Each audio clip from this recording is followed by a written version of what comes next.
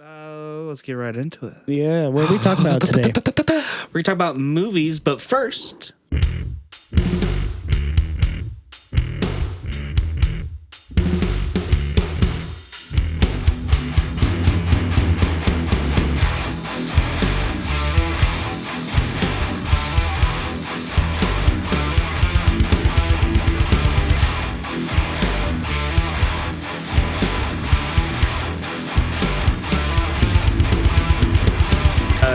right. So, what's your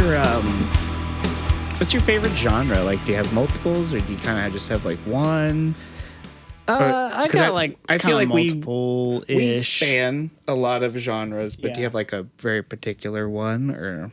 I mean, I feel like overall, like kind of like horror / sci-fi Yeah. encompasses like the bulk of like what I like to see on a screen, but like also like I think comedy is also tied with it.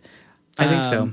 I think we're seeing the fruits of that, Yeah. as I was talking about earlier. Like comedians now going like Jordan Peele and I can't think of the guy who does Zach Krieger Yeah. who Yeah. did Weapons, and he's now doing Resident Evil. Like, you're seeing that line that is actually like of them both, like probably the emotional response to both are very similar, or like They're very much two sides of the same coin. yeah, right. And now how like these comedians who are very good comedians can go into that, and Yeah. it's like we're in like a golden age of horror movies right now, I think. Yeah. Oh, yeah.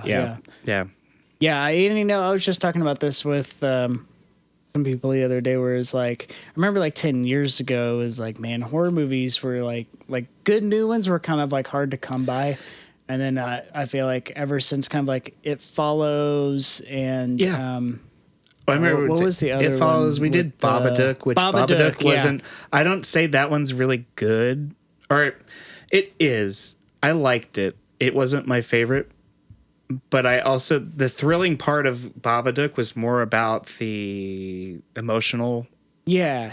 It just, at that It time I was didn't telling a really cool like like underneath grief story and mourning, Yeah. and that's the horror Yeah. element and the thriller part of it, not so much the monster. But I remember watching it and being like, what is this? There's no monster. I feel like that There is, movie but- was like a good bridge kind of between like some of the supernatural movies that had been coming out that were still kind of like keeping the horror genre alive a little Yeah. bit, but let it move into these newer like horror, but like very much like suspense, where they're Suspense. usually dealing with some sort of like trauma and yeah, processing which, I mean, of that trauma. you know, I horror movies have always kind of dealt with that in some ways, but it's like it's very it's like the bread and butter of it Yeah. now, where it's like there's a monster, but it's more representative Right. of something else.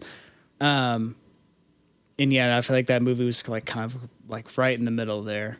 Yeah, because mine's a horror thriller, because I like old horror slashers, but I don't like newer horror slash. I don't like slashers so much anymore. No. Like, I just feel like everything now is about just brutality and gore, and like the Terrifier is the big one that's Yeah. sort of like spearheaded that, and I don't like those movies. Those are They're just violence for the sake of violence, and it's there's like no emotional connection to Yeah. anything. I can't, like, and I love slashers. I do love slashers, but like my favorite slasher is Scream.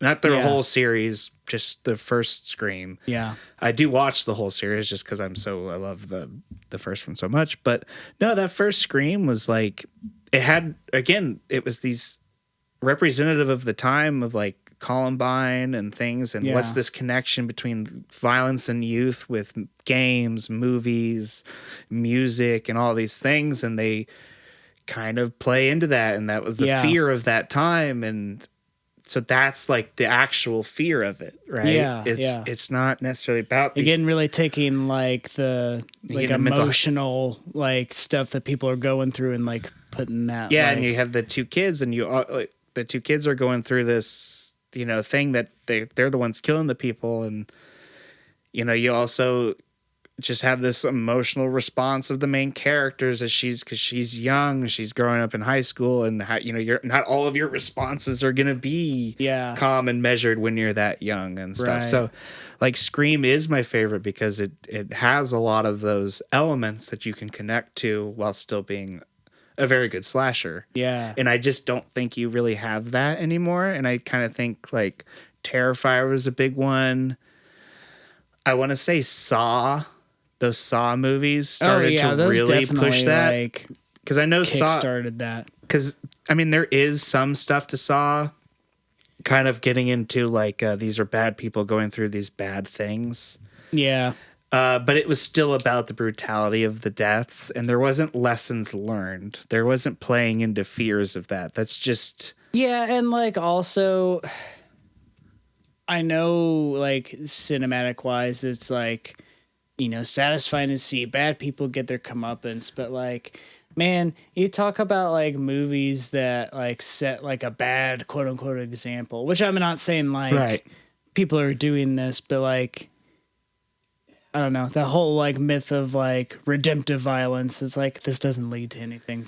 Right. This usually just kills more people or like, tangent. Sorry. And, I mean, I fully agree. And the same thing with like, it's like the Final Destination movies. There is no real story with that. Like, it's kind of just like, well, fate, you can't change fate. And it's like, I don't actually like that. Like, and it just it just makes people scared. It just makes people scared to do things. It just makes people scared to live their lives because they don't think they can actually change anything. And that's you're not making a connection. Yeah. And I think like when you nowadays with like horror and like I can't say that I have the biggest connection to weapons, but it's still a very interesting story, and it's not necessarily about the brutality of it and stuff. Yeah, you walk away from that movie like you might be like kind of scared in a way, but you're less scared of like I have to look over my shoulder at every person because I think that they might kill me or whatever. Like I feel like after movies like Saw and like Hostel and all that stuff where like it really puts that like you never know who's lurking around the corner and they can grab you and pull you in and like cut you up or whatever. Right. It's like think of what that does psychologically to people that like either watch movies like that a lot or like as a collective it's like right. And some people watch those because they do like that. It makes them maybe like the same way that we listen to metal music. It's like there's a very primordial attachment to that. I have metal music for that, not my horror slashers. Right, and so I know Terrifier is a big one. People love Terrifier. Final Destination. I had a friend who was like, "We have to watch Final Destination." Like, I just don't like them. They're just violent to be violent. Yeah, and I don't just gore to be gore. Like you could give me a slasher film where I don't see any blood, and I might love that. Yeah. If it's, again, there's a connection. It's like Scream. There's not a ton of blood. There's not like gruesome deaths. Yeah. There's no like, I love the original Halloween. Yeah. And there's not really like any gore in that movie. No. And like the new ones came out, the Rob Zombie ones and God, I know Danny Green, did some writing. But like those are about kind of the brutality of it and these like brutal deaths, and it overshadows sort of the story of Jamie Lee Curtis that she's kind of going through and the trauma she has to deal with. But and it's like if you leaned into that a little bit more, then maybe those would be a little bit better, because that first one, the 2018 one, is just brutal. Yeah. And it's good. I actually like that one, but it has some just brutal deaths, and you're just like, I don't know. And I feel like there's just like more of that peppered into like kind of everything, because I feel like especially since like horror's gotten so extreme in the violence that like almost everything has a tinge of violence, like but it's just it's like watching that 2018 when I was just like, man, I'm kind of done with like horror movies, like in some regards, like depends on what it is, but and like you just never know when you're gonna see something that you're like, I didn't want to see like that. And that's not to say like, because like again, Weapons, it follows Nope, is really good. Like those have brutal moments. Weapons has some brutal moments, but they're not what that story is relying on. They're not relying on the shock factor of, and I want to say those supernatural movies, like, though they have some cheap scares in them, they also, I think, taught us a lesson of saying that we don't have to rely on shock factor. We can rely on, maybe not necessarily a more story, like, but just building the suspense. Yeah. And that's what really keeps people kind of engaged in these movies. And then now we're getting really good storytellers that are putting good stories in it as well. Yeah. And so, nice. That was a good topic. All right. So what are some challenge? So with that, I mean, challenging movies. Like, I know we both had The Joker. Yeah, the Joker and how is kind real of challenging. It's not challenging in that that's bad.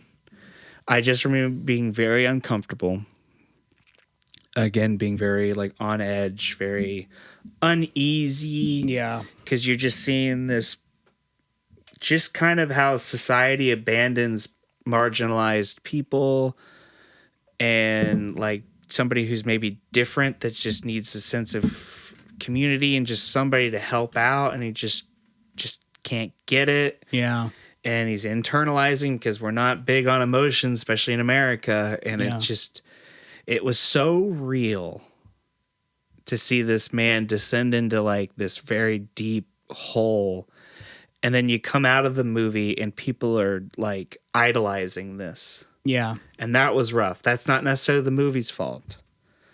That's kind of how we reacted as a society, but it was very tough. And again, like it's kind of like, it's very like how like kind of capitalism can like really breed into this stuff. And I think it's also like conflicting of like the idolizing, because we already like idolize the Joker, which like, if you really get into the core of it, it's like, not like a super great person. Like he's a really bad person. But like it was really hard to see, like you said, just how brutal that can be on someone who doesn't have the right support, and how like how quickly that can change and lead to someone, you know, especially like in the time that the movie was set in, you know, I mean, it's already easy now if you don't have the right resources to, you know, fall down some sort of dark path if your mental health isn't addressed. But like, especially back then, like, just people just had to deal with it. And in most cases, like that either like significantly shortens your life, right? Because you're just internalizing everything, or, you know, worst case scenario, you end up like a Joker and you do some violent things. Yep.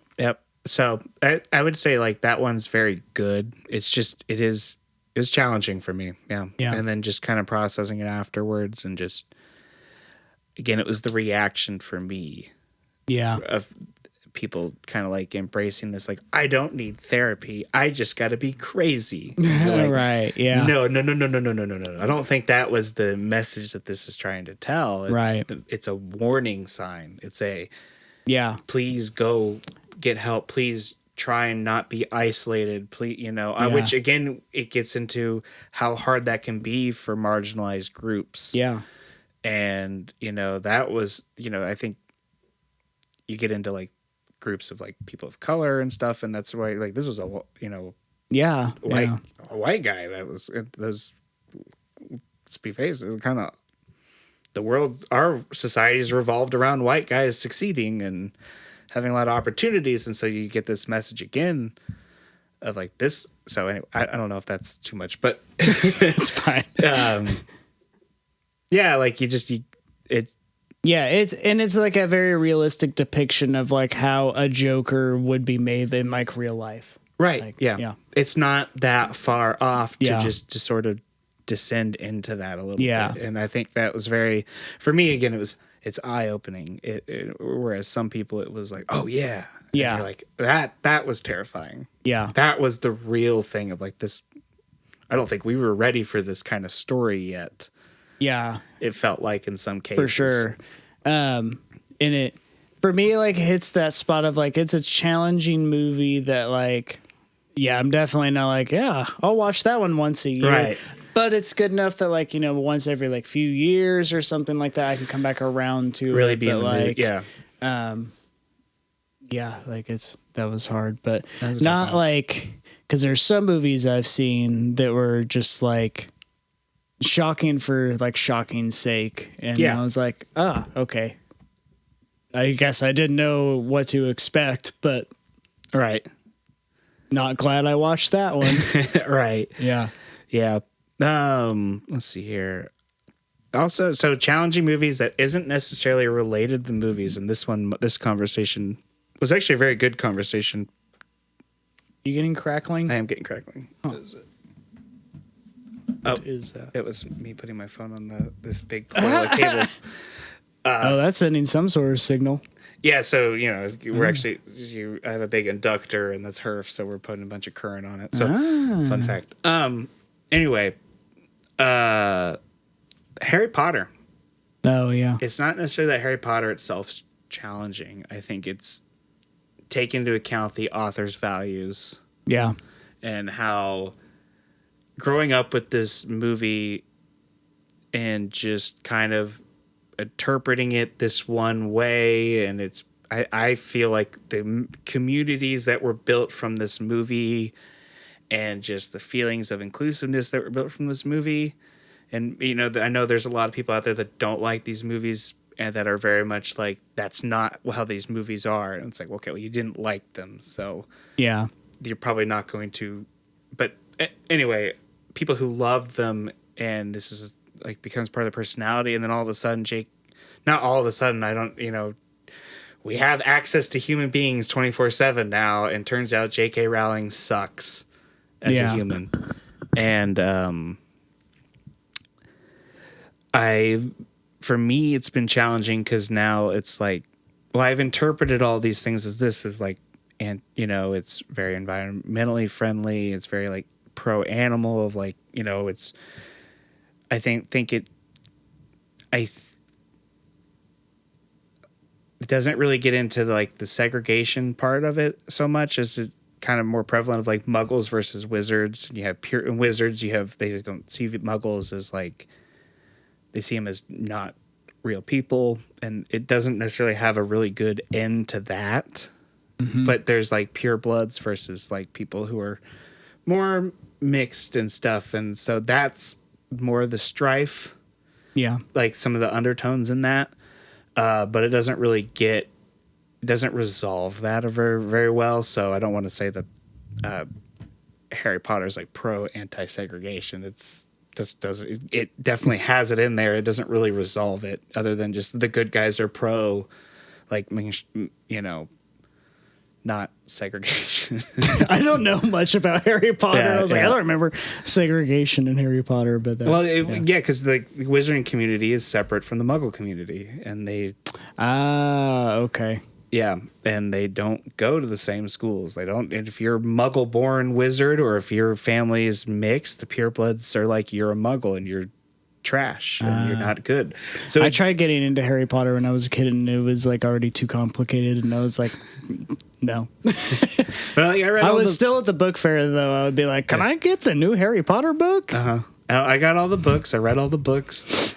It just too much reading for kind of a betrayal. I don't know. Yeah, and I mean, It sucks because now I have to take her account, and I have to take how she views the world and how she views the LGBTQ community, and I have to now look at Harry Potter with that knowledge. With that knowledge. Yeah, that really sours it, and yeah, like you said, it's like hard when that's like part of your identity or part of like your story, especially for people that it gave a sense of community to when they were growing up, especially those that were marginalized. And like Harry Potter was very much like embraced by, embraced by a lot of people. A lot of people. And so, yeah, I know,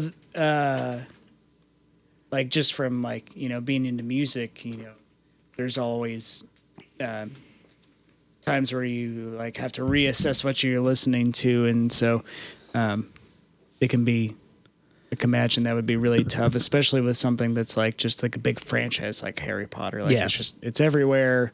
And like the big fans probably read all the books. They watched all the movies. I remember going to see those movies buy like all the 4 merch. or 5 times. It's become part of your personality. It's such a huge nostalgia kick because you grew up with it and you were obsessed with it for so long. And then this stuff just starts coming out by the person who creates it. And, some people are just, I just think that it is responsible to take that person's values and apply it to their art. And, like, I know we're starting to do that more in some, I love Lord of the Rings. And,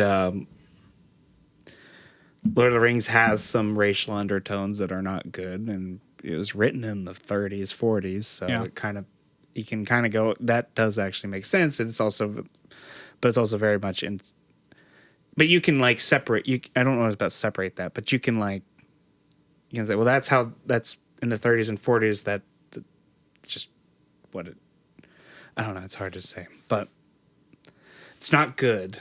Yeah.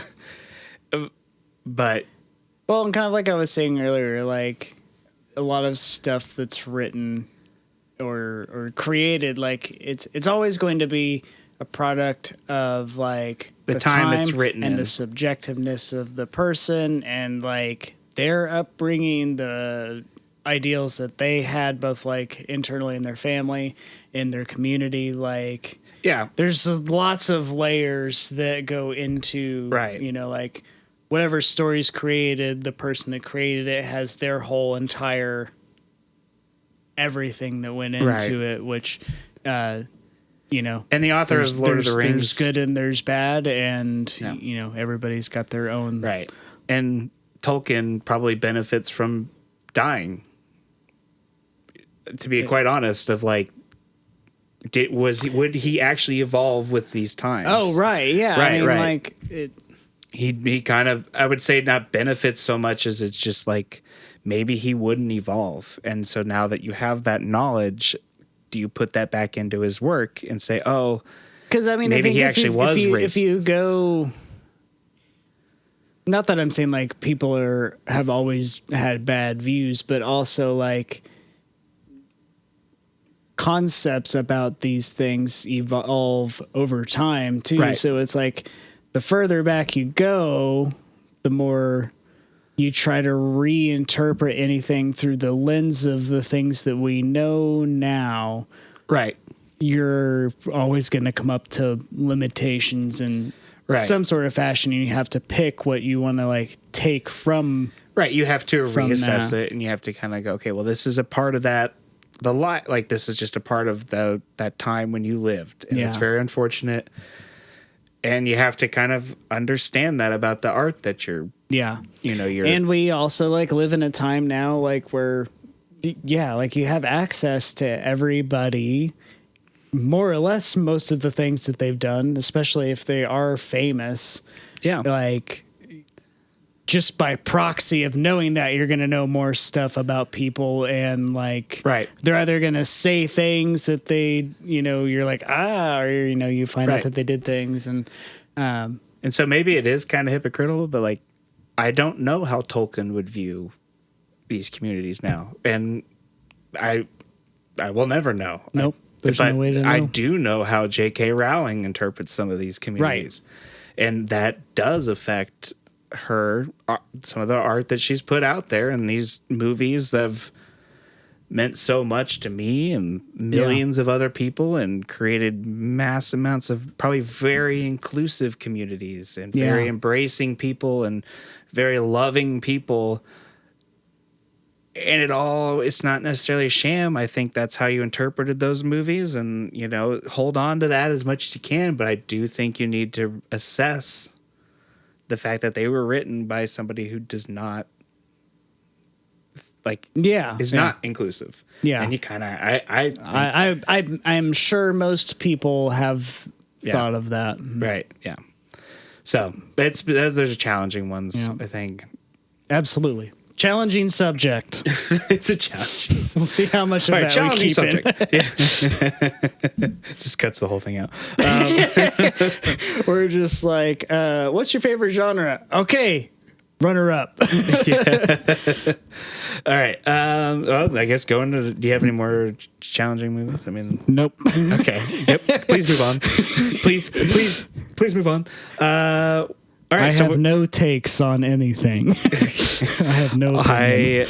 I am mayonnaise on white bread. All right. So we got top 5, but we're gonna do. What are your runner-ups for your top 5? Runner-ups. And what's the okay. process that you've kind of gone into to make your top 5?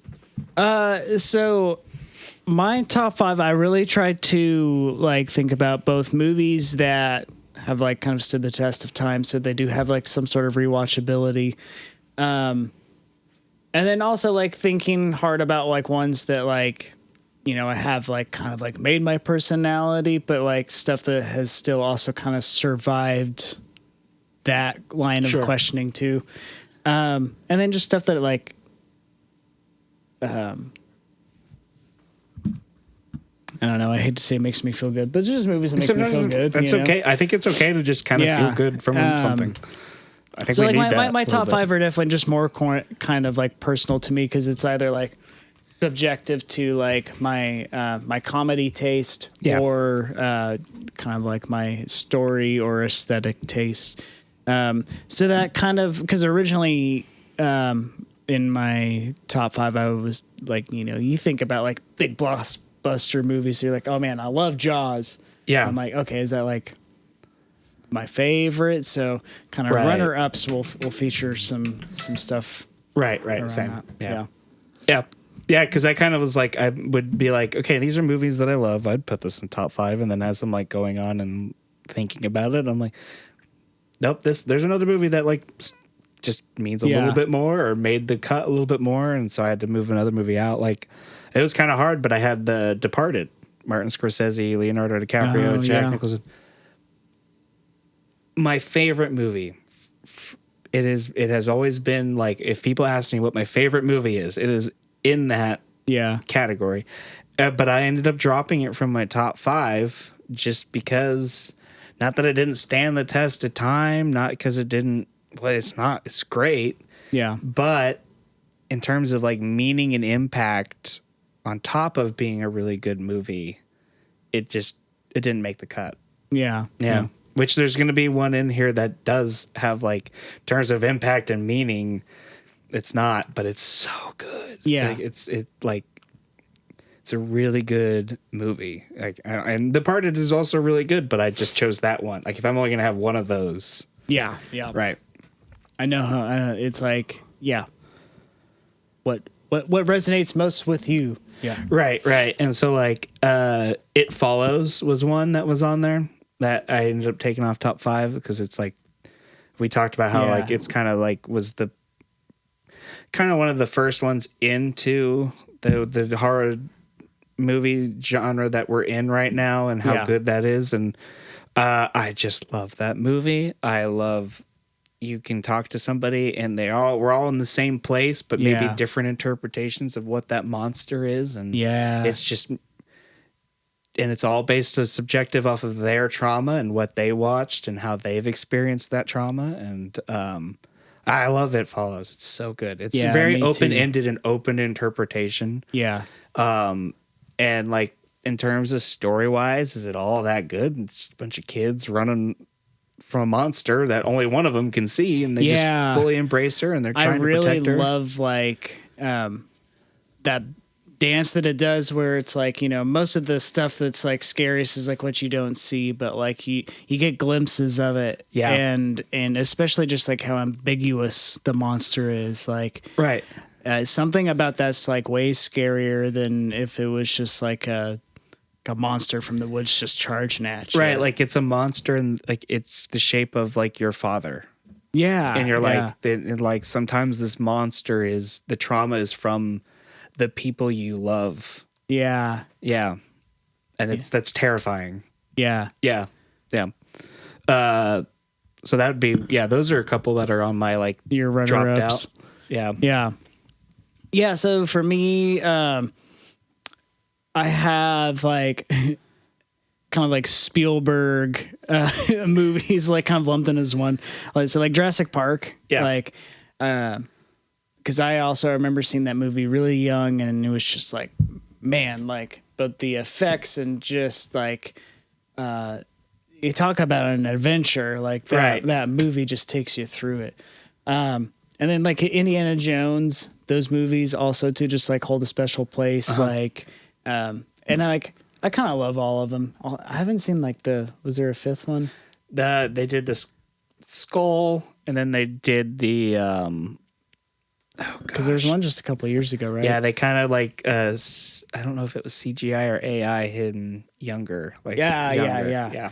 Haven't seen that one, but you know, I love the vibe of Indiana Jones, so I'll lump that in there too and love that. And then I joke about Jaws, but also Jaws, like another good Spielberg.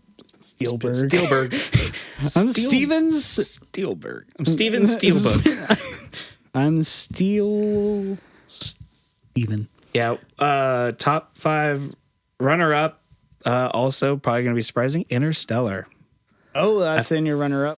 Love Interstellar. Yeah. And it means a lot, and it's but I just found 5 more that just mean a little bit more. Yeah. And again, there's one that one like stands the test of time. I rewatch it. The soundtrack is so good. Yeah. And I can't tell you why it's not in the top 5 to give you like a really good answer, but it just isn't. And it's so good. All my Godzilla ones, but there was one like that really I love so much. And it's the 2014 Godzilla. Oh, so it's the first legendary one. Yeah. And I love that one because of all the new legendary ones and just kind of like the other stuff where I want to say like when you're a kid and you're watching some of these Godzilla movies, you just don't understand how big and how terrifying these monsters are. Oh, yeah. You just don't, because the old ones are kind of corny. They're men in suits. And you don't see the people with the monsters in a lot of cases. Yeah. Or you do, but it's like horribly, like not CGI'd, but like pictured on the back and stuff. Yeah. So the 2014 one, they did such a good, Gareth Edwards, did such a good job of like using the human perspective, which is an important part of all Godzilla movies. Don't let anybody ever tell you that it's not. It is. Yeah. But telling the story through the human perspective instead of from like a big picture, this thing's happening, this thing's happening, this thing's happening, this is happening, made the monsters so much bigger. Yeah. And like just the consequences of all this destruction and like people just trying to run through it, you know, like when you watch Fast and the Furious movies, like the newer ones, like the thing you don't understand is like there's probably thousands of people dying during these chase scenes. Oh, right. And or like the Marvel movies when like the big climax is happening and all it's these like the buildings are getting destroyed and you're like, not everybody's safe. Yeah, it's like, okay, you think, I mean, something like 9/11 where there was just like 2 buildings was like devastating, and this is like a whole downtown just like smashed to bits. Right, and it's so big picture that you don't get this human you lose the human grounding of it. And I think 2014 Godzilla, just to kind of, I think I love that one. It's the last one I took out of my top 5. Wow. And it's like one of the ones that people don't like the most. Like they don't like that one because I think they grounded it so well that it makes up for Marvel stuff not doing it. It makes up for the Fast and the Furious not doing it. It makes up for Godzilla not doing it. Like all these big picture action movies. They did that story so well, no one else. Right, yeah. And it's not even that the love story is good by any means in 2014 Godzilla. Yeah. But they grounded it so well that it just made Godzilla just better. Yeah. I love that aspect, and I always pound the table for that movie.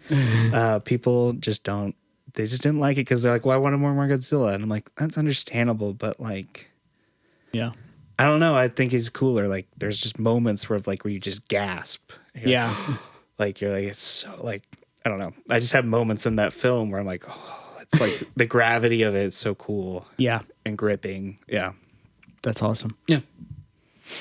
Any other in your runner-ups? Nah, nothing to really talk about. Yeah. The only other ones that I had in there is so I put Star Wars in there. Yeah. I'm considering kind of like original trilogy is like kind of all one thing. One thing I do love about them is like they're a great balance of the like adventure and fantasy that movies can be, but they still really have that kind of like classic movie vibe to them. Yeah. Be it the special effects or the shot on film or whatever. And like they also kind of follow like your traditional 3-act structure, so it feels very familiar. Yeah. And then also I put the vacation movies. They're kind of like guilty pleasure. Yeah. Like I know we talked about Chevy Chase earlier, but like briefly, like kind of underrated. I love the Vegas Vacation one. Yeah, no, that's actually the one I think I watched first, just because like that was when I was watching movies on my own and just kind of at an age that one came out, and so that one just it's kind of like my Star Wars are the episodes 1, 2, and 3 because of just where I was in my life. I wasn't alive for the first 4, 5, and 6. Yeah. 4, 5, and 6 are definitely more original and better. Yeah. But 1, 2, and 3 are the ones that I just grew up with. And so like Vacation in a weird ways, that Vegas one's the one that like I was cognitive and watched it, and I just kind of understood that one first before the other two. I love that. Yeah. That one's so good. It's so good. I do love is it Christmas Vacation's good. Yeah. I don't actually like European Vacation, except for the look kids, Big Ben. Yeah. That's just the best joke. One of the best jokes. Yeah. Yeah. The first one's fine. I think Christmas is probably my favorite. Christmas Vacation. Yeah, and then Vegas. Okay, so top 5. Top 5. Do you want to do like 1-on-1? Yeah. Yeah. Sure. Yeah. Okay. Mine are in no like particular. Same. Yeah. Same. I'll go first. So the one that like I can't quantify why I love it so much, that like again talking about like Departed's just a really good movie, but it has no like deep connections to it. Aliens. Oh, okay. So I know you mentioned Alien as a sci-fi. I love Aliens of just this like really awesome, badass sci-fi action movie. Yeah. Not really much of a thriller, but just like commandos being big, bad, and tough, and they're killing aliens. And I love that movie so much. Big beefy men killing aliens. Vasquez. Oh yes, yeah. And Bill Paxton. Michael Biehn is also like probably because of that movie. Like I love his. I watch a lot of like he was in first Terminator. Oh, okay. Is Kyle Reese, but Sigourney Weaver. I love that movie so much. Aliens. I watch all the time. I'm pretty sure. I think you and I went and saw the double feature at Old Town Warren. Alien is good. I know a lot of people like Alien, and I kind of consider them two separate. I know they're the same franchise, so I consider them the same franchise, but one's a sci-fi horror, and one's a sci-fi action, and Aliens is just, it's so badass, and I have no deep emotional connection because there's not much really to grab onto with that. But it's just a good movie. It's just a good movie. Good action movie. Yeah, just a really good action movie. And it's probably the greatest, in my opinion, the greatest action movie ever. I love that. Yeah. Okay. So I'm going to start with Ghostbusters. Oh, okay. Yeah. And I guess I'm cheating a little bit. I am counting both of them like as I'm going to do that too. I'm going to be honest. Okay, cool. Because I was going through and I was like, I don't really have any that are like funny. But I love Ghostbusters because it really is like a good blend of like kind of like you're saying, kind of like horror comedy. Like it's definitely more like comedy than anything. But like just I'm really into like that brand of humor, I guess. Right, Like yeah. that's just kind of like what I grew up on. So Yeah. I have a soft spot for that. And also, I mean, like, some of the like, not like necessarily like all the science and everything, but like they kind of went above and beyond with like kind of some of the background knowledge and Sure, like things that they yeah. reference in there. Like if you're like kind of actually like into the occult or stuff like that, like Yeah. there's a lot of like fun, like callbacks and stuff Uh-huh. like that. And it's like, you know, thanks to Dan Aykroyd for knowing all of the weird stuff in there. But yeah, just like a good, the kind of ensemble, like all the characters have their own flavor to them, and they just work really well together. And again, Sigourney Weaver, love Sigourney Weaver. We love Sigourney Weaver. Yeah, Only thing it's missing is Vasquez. Yeah, right. And I love Vigo at the end of the second one. I will. Speaking of crying, when they did the remake or the reboot, this is where not all reboots are bad. I actually really loved the Ghostbuster reboot. Not the one with Kristen Wiig is fine. That's not maybe that would be in the not a good reboot. I think it's okay. Yeah, and that's not. I know a lot of people had a problem with the women thing. I think they all did great. Kristen Wiig, Melissa McCarthy. Yeah. I think they did great. I think it's along the lines of what Ghostbusters comedy. I just was like, I would like something else. Like yeah, more so of like kind of like the why, or like why does it have to be Ghostbusters? I guess right. Yeah, sense. Like it maybe like strayed too close to Ghostbusters. Yeah, that, like it just was like, I don't know why I have this, but the I didn't care for the sequel of the reboot, but the first reboot. Yeah, it was really good. And I remember crying like when they had Vigo's ghost come out. Oh yeah, because he had just died. Uh-huh. And I don't really have a big Ghostbusters connection. I love them. Yeah, I do like them a lot. They weren't really something that like they're not on my honorable mention or anything like that. But yeah, no, like I remember watching that and being like, oh man. Yeah. No, I haven't seen the sequel, but I want to watch it just to watch it. There's like Frozen Empire. It's worth it just to watch, but I didn't. Yeah. Watch it. Just say I'll watch it. Yeah. All right. Next one. Because I've talked about a lot, The Lord of the Rings would include all three. Oh, yeah. Because I don't think I've ever just watched one and been like, I'm done. Yeah, I right. usually watch all three sequentially. I do sometimes, like, I typically don't split it up. I'll kind of just like Fellowship of the Ring and maybe like my Friday night where I'm like, it's kind of just my comfort. If I'm sick, if I'm just having like, my depression can really hit hard and stuff. And you just have like a really anxious week and it just finally triggers that depression state and stuff. And, you know, I kind of have a tendency when I get like that where I just don't want to have anything and don't want any sort of butt stimulation or anything like that. So, but I'll throw that and like, nope, you need some stimulation. Comfort movies, Lord of the Rings. Yeah.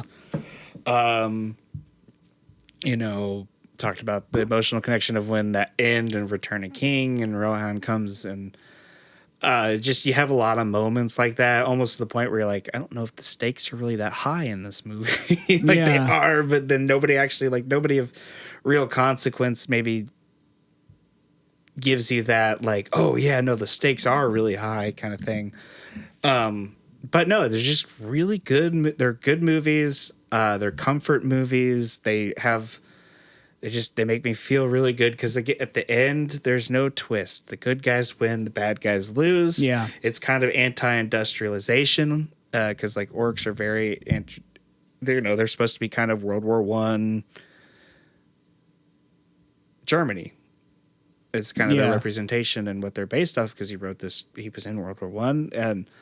And so, and that was very, like they were like very industrialized with these big weapons coming out and tanks, and the orcs have that. They're just very, like if you get into the lore of it, orcs are very pro-industrialization, whereas like elves are very pro-environment and natural, and dwarves also like mining and stuff. So like the lore is really interesting. There's just so much lore. Yeah. And you can it just you can go down that rabbit hole. Not only are the movies dense, but it's like the lore. The and lore like itself, just there's so much surrounding it. It's just the quintessential fantasy with the lore and everything, and like everything else is just trying to Lord of the Rings. Everything's trying to be the Lord of the Rings, in my opinion. Like Lord of the Rings, Game of Thrones, all that stuff. So everything's just based off of that, like to me. And one series to create them all. I love them. I really do. There's time. I'm very happy, cry. I can feel sad and watch it and feel very good and make me feel better. I can feel again happy and watch it and just I can be content. There's no emotional state where I can say I have no emotional state that makes me not want to watch these movies. I love that. Yeah. Like you can just put on at any time and it's just good. Like I have a hankering for it because I need to see this. Like there'll be like a moment in the movies where I'm like I just need to watch this, but I have to watch all of it. And like it's not a chore. It's really not want to watch that scene. I gotta find 12 hours. But it's so easy for me to be like I talk about like I can't. A lot of movies are like end of the afternoon. I don't want to put 2.5 hours. Lord of the Rings never has that, and that's 12 hours. Yeah, and it's kind of crazy. But like I'm not watching them tomorrow. But we'll put on. I'm not gonna watch. I'm obviously not watching it every day, but just. It's not hard to put those movies on. Yeah. They're really easy, and there's nothing about them that makes me... Yeah. I love that. Yeah. Sweet. Next up for me is... I guess I'll lump them together, but I'll kind of go more one. Is Frankenstein. I'll kind of lump Frankenstein and Bride of Frankenstein together. But if I had to pick one, I would just go with like Frankenstein because I love the atmosphere of that movie. So creepy because it was still like kind of early sound movie, so there's not much of a soundtrack once the movie goes, and like there's just like kind of a sincerity to it in some ways, which like a lot of those early movies really kind of hand a lot of stuff up. And there's certainly moments of that. And I love the monologue by Dr. Frankenstein where he's just like, have you ever been like curious about the clouds and the stars and like trying to like look beyond? Right. Just a really cool storyline in that for as simple as that movie was. And then like special shout out to Bride of Frankenstein because like I think that aspects in like the original novel, like kind of those two are like blended together. But in that movie, just like the whole idea of like, you've been created against your will and you're this like freak of nature that nobody wants to be around. And so then you have someone create like the perfect mate for you and even they reject you. Right. Like that to me was always like, that's gotta be like probably the worst, like horror of anything. Just like the realization that you were like alone. There's nobody else like you or that wants to associate with you. Like, yeah. But, no, I love those movies. I know I've talked about them before where it's just like, the monsters were kind of like an early thing that I was scared of and kind of like I just got more curious about it and like really like fell in love with the movies and it's like kind of like a cool like full circle. Yeah. Let's see here. My next one I had to include a Studio Ghibli movie. And it'd be Princess Mononoke. Oh. It's very environmentalist, pro-environmentalist, and anti-industrialization, which are always like going like pro-environment is a big thing for me. It's a big reason why I'm vegetarian. And I mean, even talking about like we were talking about earlier, like the Pokemon cards. Like I don't like doing the big card openings because it's like it's so much plastic and like that sucks. But anyway, going back to the movie, like. So the theme is just something that really resonates with me and something I'm very like that's very important to me. And like the art, I mean, all of the art of Studio Ghibli movies are like Howl's Moving Castle. Oh gosh, I can. There's tons of them. I could just off the top of my head just blanked. I had them all in my head, and then they're all gone. But that one was like the first one I ever watched of like the Studio Ghibli movies. So it's probably probably just that connection too just puts it over the top. But it's like I show that anytime I show people like when we talk about anime or we talk about anime movies or anything like that, this is like kind of the entry point for me was this movie.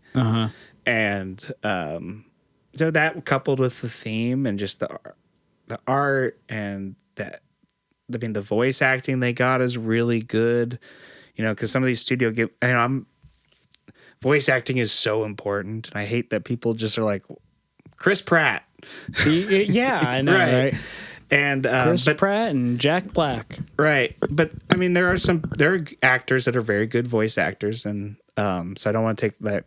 I think Christian Bale is in Howl's Moving Castle, and he does a fantastic job. So, anyway, it's just this movie is just perfect. Like it's just a really good movie, and it's kind of usually like if I ever talk to people about anime or I want to show them, like I usually pull this movie out. Like this is a really good movie. Okay. Yeah. I haven't ever seen any of the studio. I'm is it shocked. Ghibli or Ghibli? Ghibli? I think it's Ghibli. Yeah. I'm sorry if I said that wrong.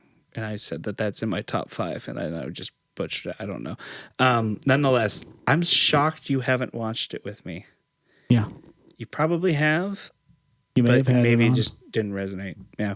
Anyway. Yeah, it's also possible. I tuned a lot of stuff out just by the nature of my brain not paying attention. Yeah. For a long time. Anyway. Yep.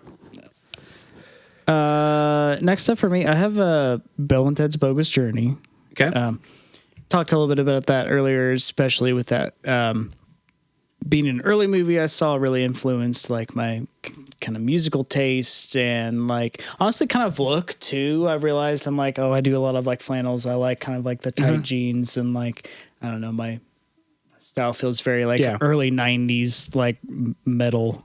But I also like, I love the journey that they take in that movie because it's like, in the first movie, they're just going, through time. And I love the absurdity of this one where it's like, they get killed. And so they like have to go, like they're trying to stop like evil robot versions of themselves. Like it's just so absurd. Yeah. And so they have to go to hell and then they have to, like play a game against death and then they end up going to heaven and then they build good robots. Like it's just such a crazy story. And also like, I feel like if there's a version of heaven that's like actually like a place, I just want it to be that. Yeah. But yeah, it's just, and it's good times and love Keanu Reeves, love Alex Winter. Like one of those just like kind of like rare movies where it's like such a interesting, unique story with interesting characters that like today probably wouldn't get made. Yeah. Cause it's like when you like said that out loud, like, I don't think I've ever heard somebody just like say that this is the, like, you just know it's Bill and Ted, you know the story. Nobody's ever just said it. Yeah. And like, that's probably like, it was like, yeah, no, it's you just saying it out loud for the first time. It's just insane. Yeah. Yeah. And the Grim Reaper in that movie is like kind of a visual play off of, I think it's like the Seventh Seal, which is like some French, like, like kind of, I forgot the name of the cinema. Kind of it's like the, I don't know, highbrow cinema. Sure, so it's like kind of like a mockery on that, or not a mockery, but like an ode to that. Yeah. So my next one is the first 2 Jurassic Parks. Oh yeah. Yeah. Again, I think we pretty much went into why Jurassic Park's the top 5 movie. Do you like the sequel too? I do. I love the sequel. I love Jeff Goldblum. that one's also, again, you get into the environmental stuff. Yeah. And just you get into a little bit of the Frankenstein creation thing of like, these animals didn't ask to be created. Yeah. They were created. What do we do with them? Yeah. Yeah. So maybe not quite that theme or Frankenstein, but it is a very much of, we created them. What do we do now? Yeah. I didn't think about like Is it our responsibility? Because now these are. Yeah, they are very much like a Frankenstein type of like scientist of like. Right. Yeah. They're like, they're not. We have no idea what the actual dinosaurs even look like. They're just kind of turned into what we thought they would be. Yeah. And so in the second one, it's kind of more about like, it's our responsibility now to take care of them. And it's because they're now living, existing creatures. Yeah. And so, so now it's like dealing with the sins of this capitalism from the first one and the push of science. And again, we're talking about like,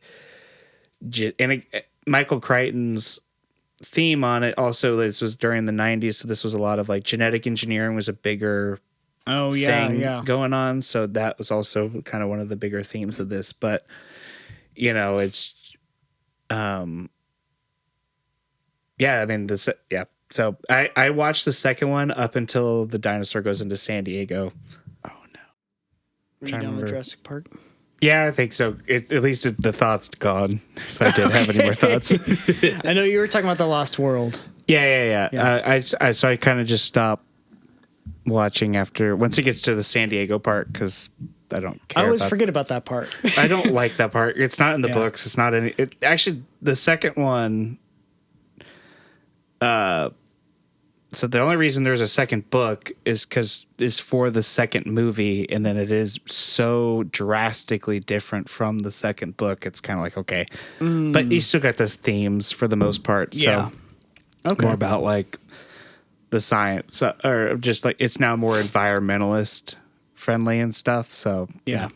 So anyway, I always loved the scene where like the big trailers like dangling off the side. Yeah. Because I had that trailer when I was a kid, like that play set, and so I would be off the side of the couch, being like, "We gotta pull it up." That was so fun. Yeah, I the vehicles in those movies are so cool. I would like. I don't know if I'd actually own one, like because I see the Jurassic Park cars every once in a while. Yeah.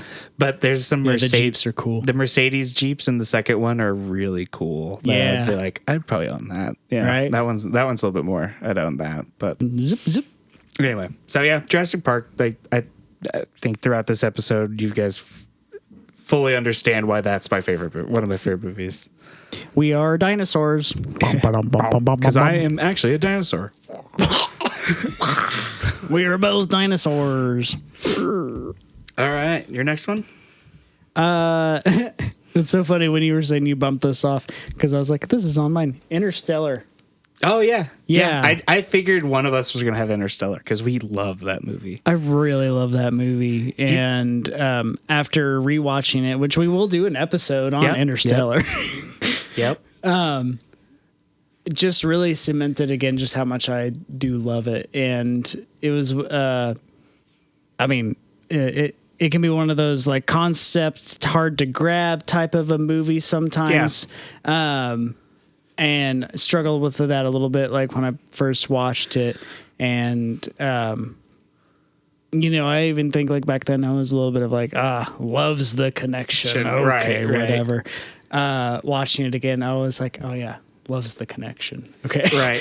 And I do think like the more I watch it, the more I understand that like that's what he's saying is the interpretation is his love, but like it's not, I don't think necessarily. I think that's just how he sort of. But I love the just like all the stuff with time that they do with that, and it's such a beautiful movie, and the soundtrack it's perfect. Soundtrack is perfect. It's a beautiful movie, and it's so creative. Like just the and the visuals too, which I mean for being a movie that I'm sure is like, a fair amount of like CGI, or at least like, stuff like that involved. Like you can't really do a wormhole without that. It looks really good. And like, I won't spoil too much for like whatever we get into the review, but like it really helped open up my eyes to relativity in like a way that I just hadn't really thought about. Like when like they go to that planet, and, they're there for like an hour or so, and it's like 20 years passed for the dude up there. Like, just thinking about like the universe in a way of like, what if like everything was like all one action, but we're in the small, tiny part of it. So that's why it feels like it's taking time. Yeah. But really the whole thing has just been like if you think of the Big Bang of like a poop. Yeah. It's just pooped, and we're just crawling along to the end, or something like that. Anyway, love Interstellar. Interstellar's great. If you ask me months from now, a year from now, would it be on my top 5? Yeah, potentially, yeah. Wiggle its way back on. Wiggle back in. I will say the next movie is the movie that knocked it off, and it's honestly it's on there because I have a really personal connection with a person. We've known each other forever, and we both love this movie so much. And there's somebody who's very important to me. And I think that connection sort of stood the test of time. And this movie, which is quite frankly, it's a really good movie. It's a musical. It's The Producers. Oh yeah, and not the Mel Brooks one. The actual the remake of it with Matthew Broderick and Nathan Lane, Will Ferrell, Uma Thurman. I love it so much. I have the musical score to it. I went to New York and we found a little thing that sold musical scores, and I found it. And I was like, oh, yes. That's cool. No, I don't remember I like this one more than the Mel Brooks one. It just which says like Gene Wilder in it and stuff. I just remember growing up, I was like, it came out and I watched it. I was like, this is the best thing in the world. Maybe not. Again, probably connects. We talk about Oliver and Company and the music, and the music's so good. It's so well made. The acting, like Nathan Lane, is so good on it. Matthew Broderick does a good job. I mean, Uma Thurman does a great job. Yeah.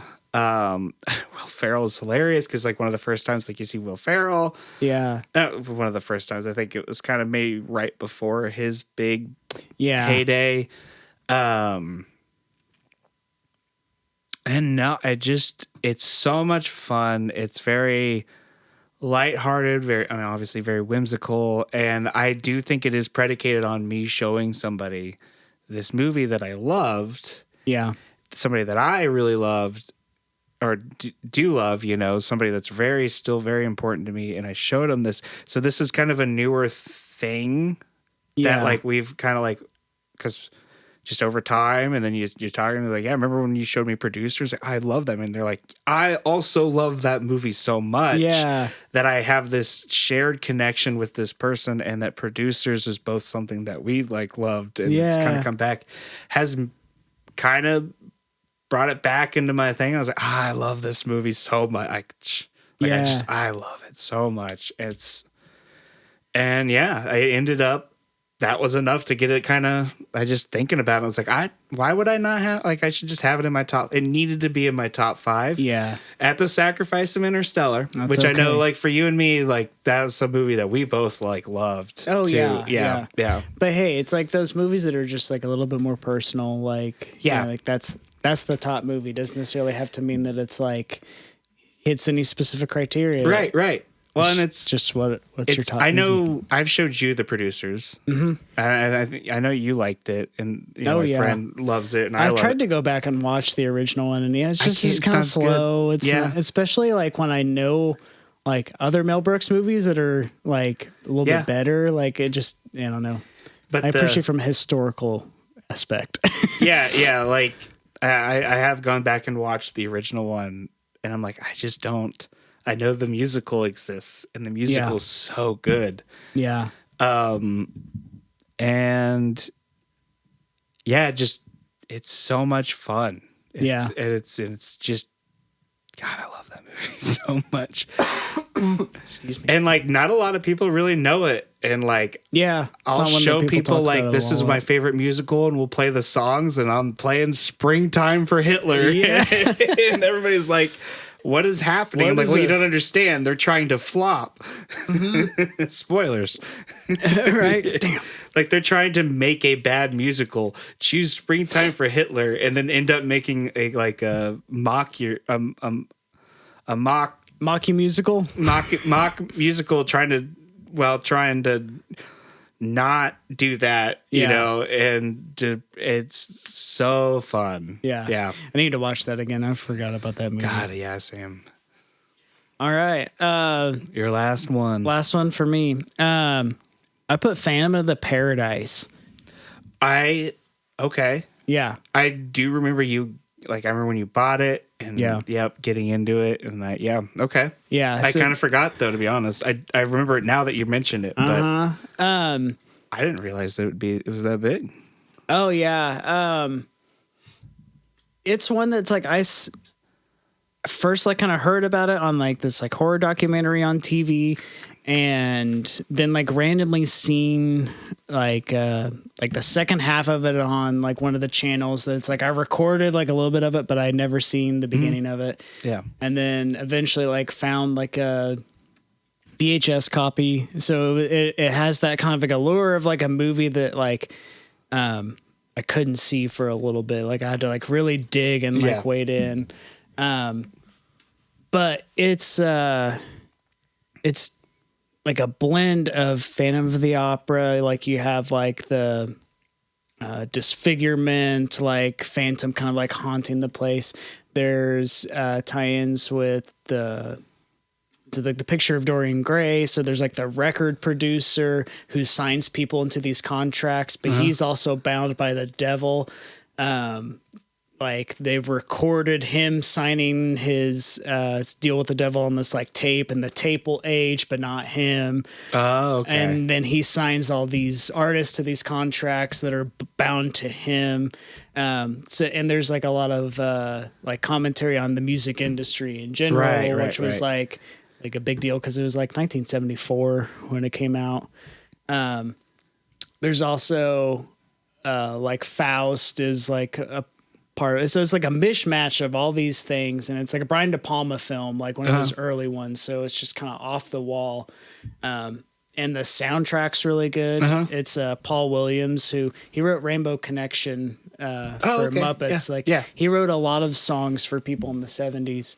So yeah, it's like when I really thought about it, I was like, that's impacted a lot of areas of my life. And just also, I love like the Phantom kind of aspect. Like I, as a kid, kind of being like not always fitting in. Yeah, always kind of identified with like the guy who kind of like lurked a little bit. And there's just like, also a lot of like musical imagery too, like the room that they're like recording the Phantom in, because like his voice has been damaged, so there's like this box on him, so there's like cables coming out of that into this like massive like console, and it just it looks cool.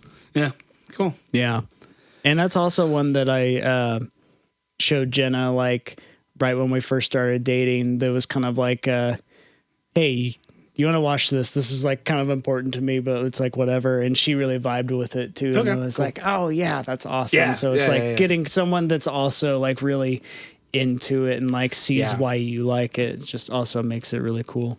Cool. Yeah. Yeah.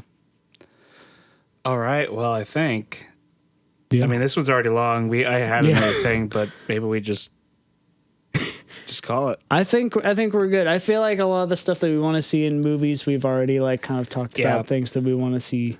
I think the one thing for it that maybe I'd do is I actually want to see less movies and see more series. Oh, okay. Again, just I think you can fit more in terms of a story Yeah. into a series, and I think it just becomes more palatable for people. Yeah. It's easier to set 45 minutes to an hour down than it is like 2 hours, 3 hours, especially with movies getting so long. Yeah. And it's like, hey, this 3-4 hour movie now, why don't we just make it a series? Yeah.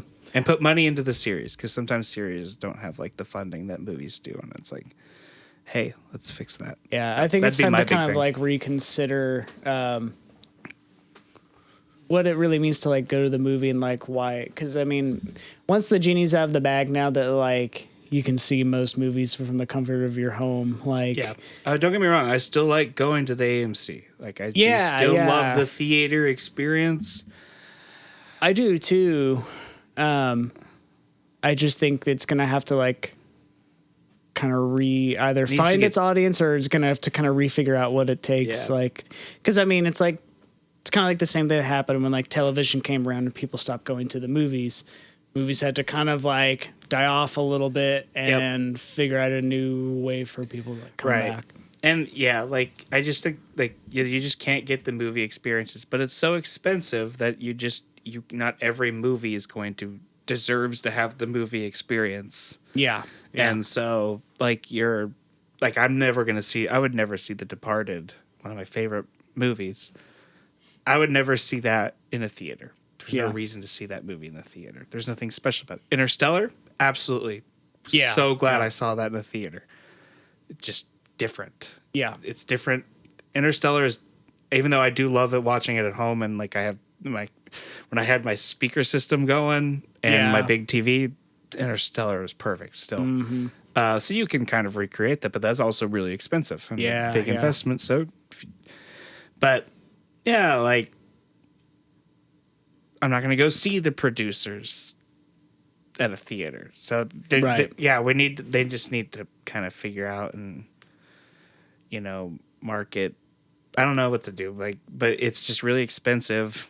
Yeah. To go just see any movies. So I'm only going to go see like the big movies. Like, and coincidentally, I feel like the big movies are part of the reason too why like there's not as much at the cinema other than like the big movies, right?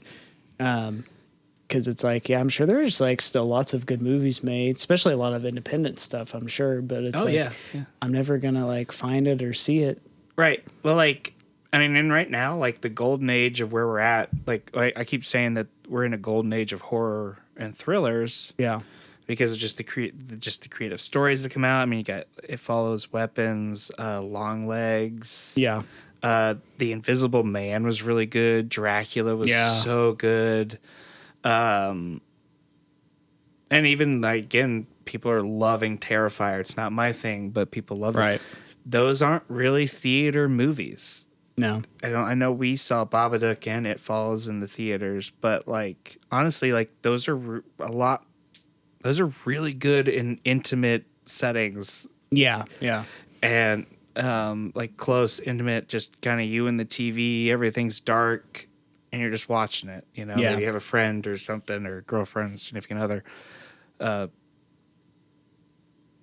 not girlfriend, significant other. Yeah. So I know what you mean. But like maybe like, those are better like that. That's a better situation. Like, so right now, the thing that's like the golden age, because again, I don't say again, we had this conversation pre, but not now, but it's like Marvel movies aren't really, they're an experience. And that's what theaters kind of are digging into.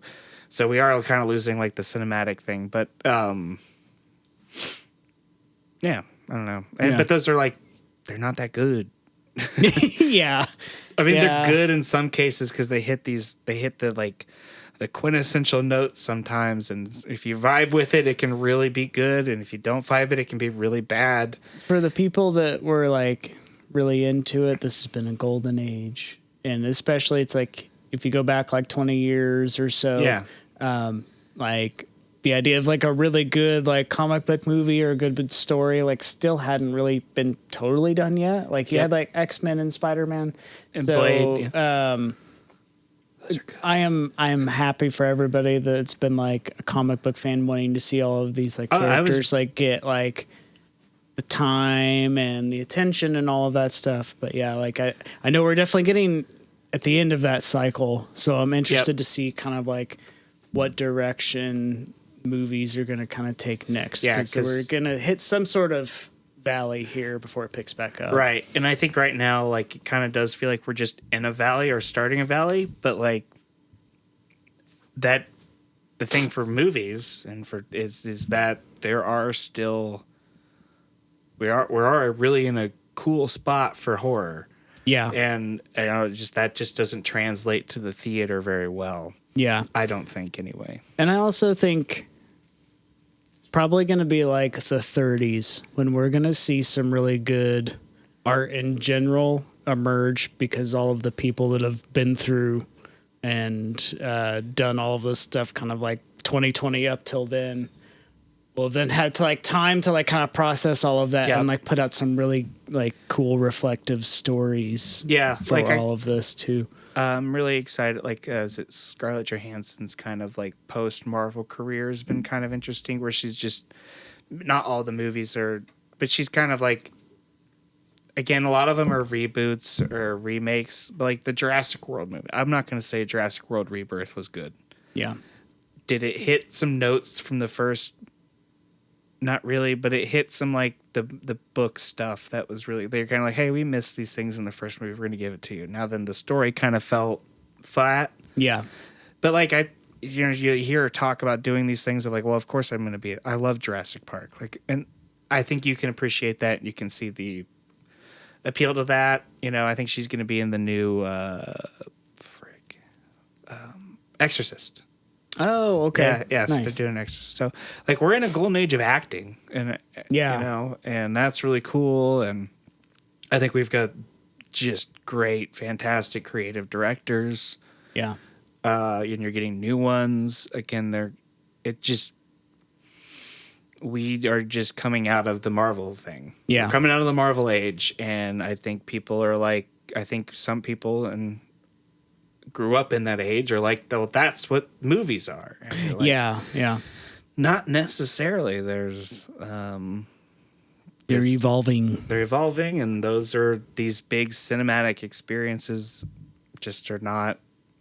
We've done them. Yep. And they only go so far. And I kind of hopped out. I tried to stay in it after Endgame.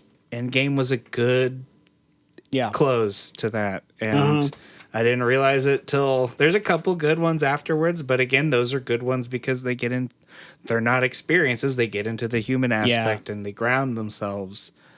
And I think just it's hard to, just not getting those anymore with the Marvel movies. Yeah, I agree. Well, all right. That's gonna put a rapadoodle on movies. But why don't you tell us in the comments what were some of your favorite movies? Tell me how dumb we really are. Yeah. Tell me though specifically. Don't say. He's fine. Tell us what takes we had that you didn't agree with. Yeah, I want to hear the people who are going to be like, I love Terrifier. I actually don't want to hear your opinion. I'm sorry. If Terrifier was in your top 5, let us know. Yeah. All right. Bye. Yeah. Bye. Cool.